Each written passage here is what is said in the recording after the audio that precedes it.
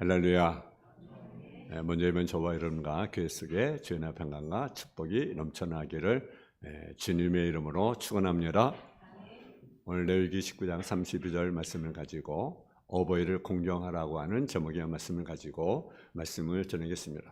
누군가 이런 말을 했습니다. 자신의 부모를 섬길 줄 모르는 자는 친구로 삼지 말라. 그런 자는 인간의 첫걸음을 벗어나기 때문이다 라고 이렇게 말합니다. 맞는 말입니다. 부모란 인간의 근본에 해당합니다. 왜냐하면 그분으로부터 내가 나왔기 때문입니다. 그렇기 때문에 부모를 모르는 사람은 자신을 모르는 사람이고, 자신을 모르니 아무것도 모르는 사람입니다. 아무리 성공해서 세상의 존경을 받는데도, 또 돈을 많이 벌어서 남에게 좋은 일을 많이 한다 할지라도, 또 뛰어난 머리를 가지고 학계에 정말 엄청난 업적을 남겼다고 할지라도 부모를 모른다 한다면 그 존경과 선행은 가짜고 의선에 불과한 것입니다. 부모를 모르고 쌓은 의대한 업적은 아무것도 아니라는 거죠. 왜냐하면 부모는 나의 근본이고 살아계신 동안에 부모가 내 존재의 목적의 하나이기 때문에 그렇습니다. 이번에 실제 일어난 일인데요. 어떤 사람이 집수를 하기 위해서 벽을 뚫었습니다. 일본 집벽은 오가베라고 해서 흙을 바르긴 하지만 그 안에 얼길석기 나무를 대어 만들기 때문에 벽 안에 공경이 있는데, 근데 뜯다 보니까 벽 틈에 도마뱀 한 마리가 대못의 꼬리 부분이 찍힌 채 살아있다라는 것입니다. 그래서 주님 깜짝 놀라 살펴보니 그 대못은 10년 전에 박은 대못입니다. 근데 어떻게 해서 그 도마뱀이 살아났을까? 그렇게 열심히 보는데 도마뱀 한 마리가 나타나더니 그 대못에 박힌 도마뱀에 먹이를 이렇게 먹여주는 거예요. 먹이를. 몇 년 동안입니까? 10년 동안 그 대못에 박힌 그 도마뱀에게 먹이를 끊임없이 먹여주는 것입니다. 그 도마뱀이 그 관계 어떤 관계인가? 친구인지 아니면 여인인지 아니면 부모인지 하여튼 정확히는 모르지만, 하여튼 1년도 아니고 10여 년을 갇힌 도마뱀을 위해서 희생한 그 도마뱀, 우리가 어떻게 이해할 수가 있겠습니까? 여러분, 중요한 것은요, 동물일지라도 여러분 엄연히 어미와 자식 간에 무엇보다도 끊을 수 없는 사랑이 존재한다는 것입니다. 하물며 사람이 사랑을 모른다 한다면, 은혜를 모른다 한다면 그것은 사람이 아니라고 말씀을 드릴 수 있잖아요. 여러분, 동물도요 은혜를 알잖아요. 옛날이나 지금이나 부모의 사랑은 변함이 없지만 자식들의 사랑과 있으면 점점 식어만 가는 것 같습니다. 옛날에는 고려정이 있었습니다. 그래서 나이가 드시면 산속에 버리는 그런 일이 있었습니다.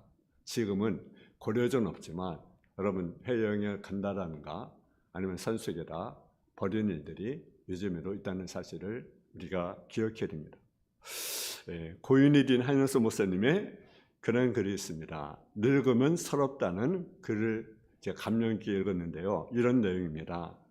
늙으면 설탄해 눈어도 그렇지 돋보기 안경 쓰고 학당에 손에 드나 궤를 안 보여 2번 3번 살핀다네. 늙으면 설탄해 기먹어 그렇지 남의 소리 반타자 묻기 모래 지나고 재빠른 전화 소리는 정말 듣기 힘들다네. 늙으면 설탄해 무시당해 그렇지 쇠로 차지 않는 젊은이 풍조로다. 무언가 저들끼리 쑥덕쑥덕 하는구나.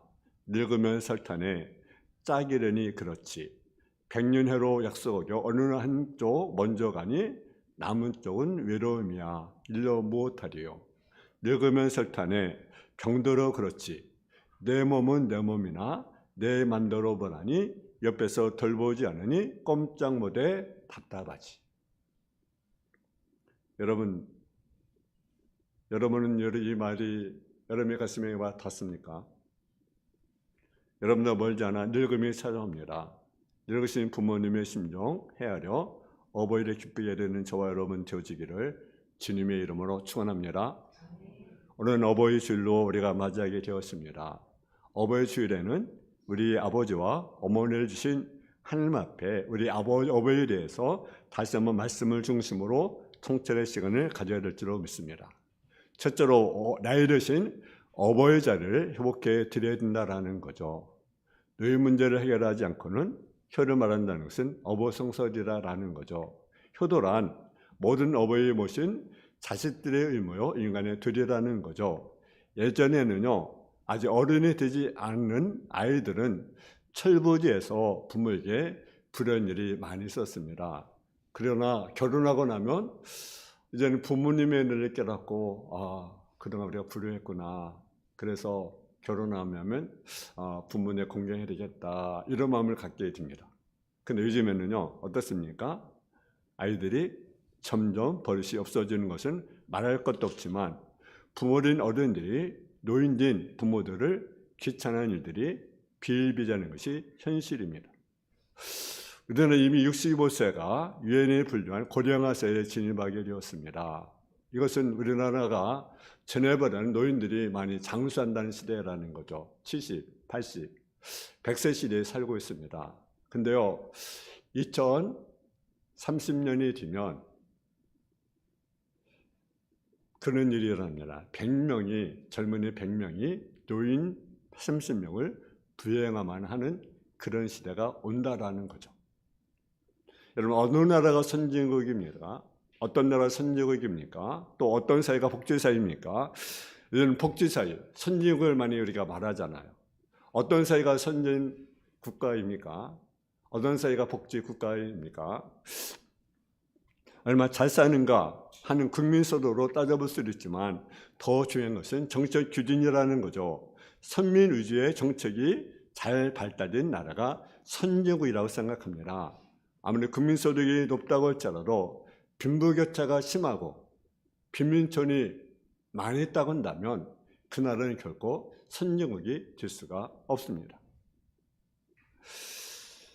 부자들은 얼마든지 여러분 자기 가진 것으로 불편함을 만회하거나 보충할 수 있습니다. 그러나 가난한 사람은 서민들은 어려움이 있을 때 맨몸으로 감당할 수밖에 없습니다. 그렇다면 나라의 제도나 정책이 서민 위주의 정책이 되어야 됩니다. 무엇이 복지사회입니까? 복지사회는 건강한 사람이나 젊은이보다는 장애인이나 그리고 노인들 그들이 행복하게 느낄 수 있는 그런 사회가 진정한 복지사회라는 사실이죠. 여러분 건강한 사람은요 젊은이는요 자신의 힘으로 살아갈 수가 있습니다. 그러나 나이 드신 분이나 또 장애인들은요 혼자 힘으로 살아갈 수가 없어요. 누군가 도움이 필요한 그러한 사람들 아니겠습니까? 우리는 그들에게 관심을 우리가 가져야 된다라는 거죠. 여러분 오늘의 말씀은요 노인을 공경하라고 말씀하고 있습니다. 노인이 공경되지 않는 나라는 국민선거와 상관없이 절대 선진국이라고 말할 수가 없습니다. 노인이 소외되는 것은 복지사회는 거짓이고 그런 가정은 행복한 가정이 될 수가 없습니다. 그러니 먼저 믿는 이들이 가정부터 노인의 얼굴을 공경해야 된다라는 거죠. 두 번째로 아이들에게 위아래를 분명히 가르쳐야 된다라는 거죠. 오늘 본문의 말씀 한번 같이 봉독을 하겠습니다. 32절의 말씀 같이 봉독을 하겠습니다. 시작. 너는 샘머리 앞에 일어서고 노인의 얼굴을 공경하며 네 하나님을 경외하라. 나는 여호와이니라. 아멘. 여기 보니까 너는 샘머리 앞에 일어서고 노인을 공경하며 네 하나님을 경외하라. 샘머리 앞에 뭐라고 했습니까? 일어서라. 이것이 무슨 뜻입니까? 샘머리 앞에 일어서는 것은요 위아래가 분명해야 된다라는 거죠. 위아래가 분명해야 된다. 샘머리 앞에 일어서는 말씀은 다른 조건이 없습니다. 나이 드신 그 자체로 우리는 대접해 드려야 된다라는 거죠. 옛날에 조선 겸상이라는 말이 있습니다. 경례력을 밥상머리에서 가르쳤습니다. 그래서 할아버지가 젓가락을 들기 전에 할아버지가 숟가락을 들기 전에는 먼저 대서는 안 되고 찬에 손을 대기 전에 먼저 대서도 안 되고 또 맛있는 반찬은 어른들이 나눠주기 전에는 대서는 안 된다. 이런 것을 여러분들에 가르쳤습니다. 근데 요즘은 어떻습니까? 아이들이 먼저 손에 가잖아. 맛있는 거. 맛있는 거. 요즘에는 밥상에서뿐만 아니라 만사가 자기위주가 되었습니다. 그런 아이들 앞에 놓이는 그저 육체적인 무력한 존재로 보일 뿐이죠. 그런 노인 자석에 앉지 말라는 가르침을 수행하지 못하는 거죠. 어떤 날에는요, 기분 나쁘다고 어른들을 여러분 밖에 던지는 일들이 있습니다. 우리 새가 제발 가고 있지 않다는 것을 우리가 보여줍니다. 우리가 노인들을 생각하면서 잊지 말아야 할 것이 분명히 있습니다. 그것이 뭐냐? 나도 노인이 된다는 것. 나도 나이가 먹는다는 거죠. 여러분 20대, 30대, 40대 그때는 젊잖아요. 그죠? 자기는 노인이 안 될 것을 착각을 합니다. 근데요, 20대는 여러분 40이 될 것이고 60이 될 것이고 80이 될 것이고 100세가 될 것입니다. 여러분 나이 먹지 않습니까? 여러분 항시 젊습니까? 30대, 40대, 50대 항시 그렇습니까? 그렇지 않습니다. 분명하시 우리도 나이를 먹는다. 우리는 기억해야 됩니다. 지나고 나면 깜짝 시간뿐이라는 거죠. 20년 전에는 30대가 50일이고 40대가 60이 됩니다. 그렇기 때문에 내 아이에게 대접을 받고 싶은 대로 내 부모에게도 효도를 해야 됩니다. 젊음을 다 바쳐 키우는 늙었다는 이유로 소외되는 것은 인생에서 가장 서름이죠. 그래서 자식들에게도 우리가 돌봐야 되지만 부모에게 우리가 최선을 우리가 다해야 되는 것이 여러분 어떻습니까? 자신 도리가 아니겠습니까? 냉수상모론도 위아래가 있다라는 거죠. 우선순위는 노인만을 위하는 것이 아니라는 거죠. 이런 질서가 지켜지는 사이가 바른 사이다라는 거죠. 서울중앙청에 뒤에 가면 효자동이라는 곳이 있습니다. 왜 효자는 말이 생겼는가?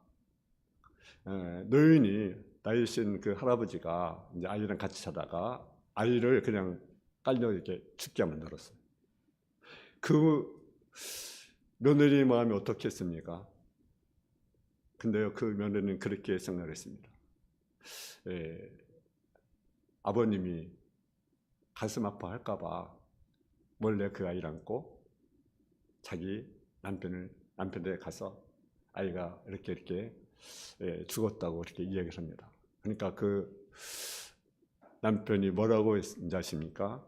그렇게 얘기했습니다. 이 불효자씨가 할아버지 마음을 그렇게 아프게 했느냐 하면서 그 죽은 아이를 뺨을 때렸어요.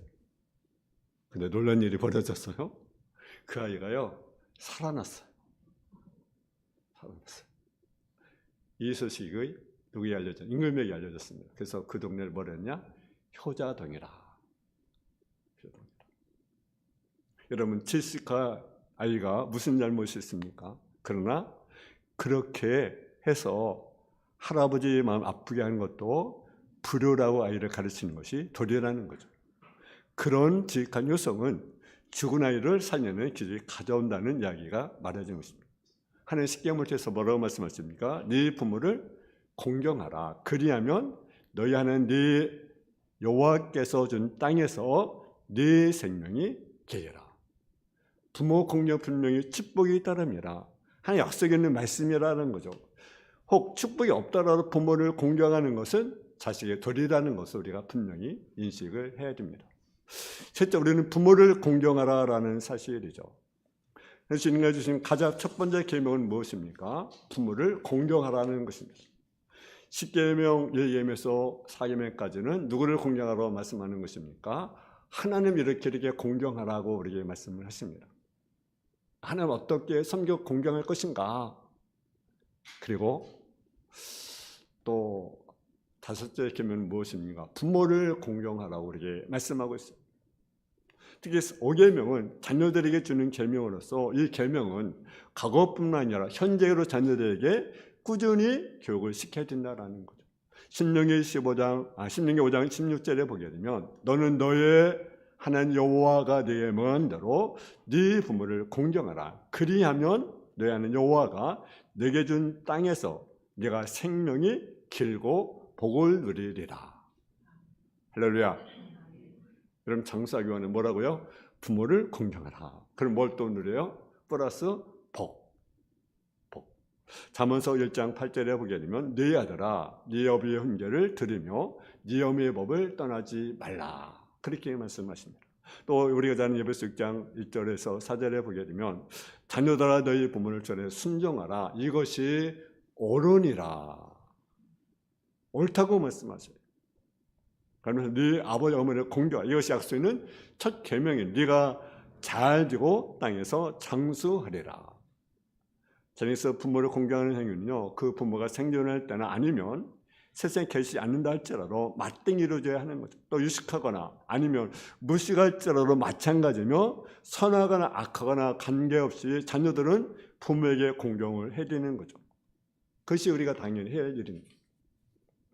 또는 부모의 일이 우리 생에 맞지 않고 또는 시대에 떨어지지 않는다고 생각해서 부모의 이해하는 경우가 있습니다. 그러나 우리는 결국 이런 이유를 앞세울 수 없는 자면의 세를 명심하고 신일의 그 해결 방안을 모색한다면 우리는 부모를 공경하는 좋은 자녀가 될 것입니다. 그리고 우리는 최선을 다해서 부모를 공경해야 된다는 거죠.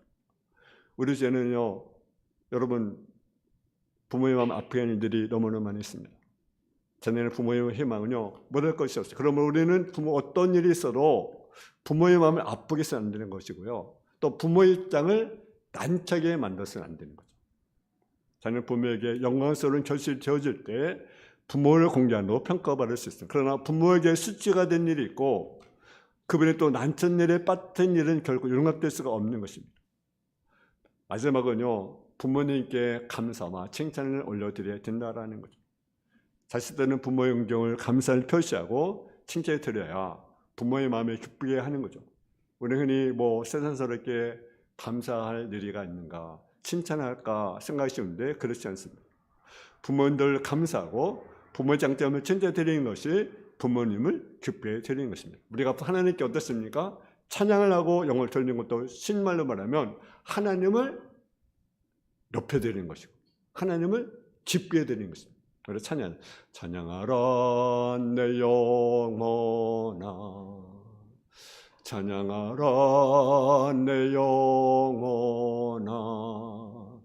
내 속에 있는 것들아 다 찬양하라.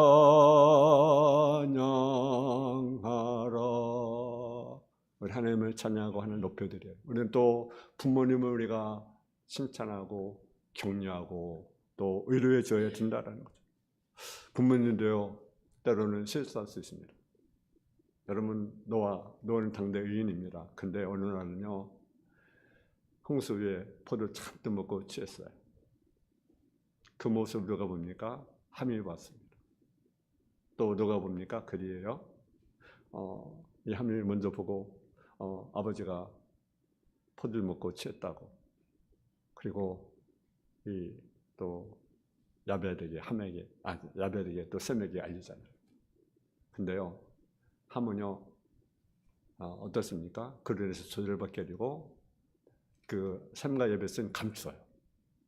그래서 어떻게 합니까? 그는 축복을 받았던 사실을 우리가 보게 됩니다. 잠언서 30장 17절을 보게 되면 아비를 조롱하며 어미 순종하기를 싫어하는 자의 눈은 꼴짝에 까마귀에 쪼이고 독수리 새끼에 먹이려나. 부모의 은덕에 감사하며 훌륭한 점 칭찬하는 성도가 되시기를 주의 이름으로 축원합니다. 세상에 안전한 사람 한 사람도 없습니다. 그렇잖아요. 여러분, 믿음의 아브라함도요, 자식을 낳지 못한다고 조급히 생각하여 여종 하갈을 취했습니다. 그래서 이스마엘을 낳았습니다. 그럴 때에 이삭할 때 그의 아내 사라가 너무나 무인이거든요. 그러면 자기 위험이 올 수 있다. 그래서 뭐라고 이야기합니까? 아내라고 말하지 않고 누이라. 이것이 인간의 모습이에요. 성문 다윗도요, 그렇게 많은 축복을 받은 사람이지만 여러분, 부하 장군, 충성스러운 장군 우리아의 아내를 범하게 되었습니다. 그리고 뭐까지 되었습니까? 임신까지 되었습니다. 그래서 그것을 은폐해버려요. 이와 같이 인간은요, 허물이 많고 실수가 많은 것이 우리 인간이에요. 부모들 역시 마찬가지입니다. 살면서 실수를 할 수 있고 허물도 있어요. 우리도 역시 마찬가지잖아요. 그렇잖아요.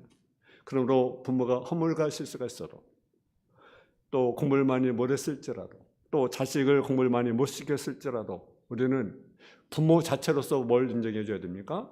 권위를 인정해 드려야 된다는 거. 그렇잖아요. 왜?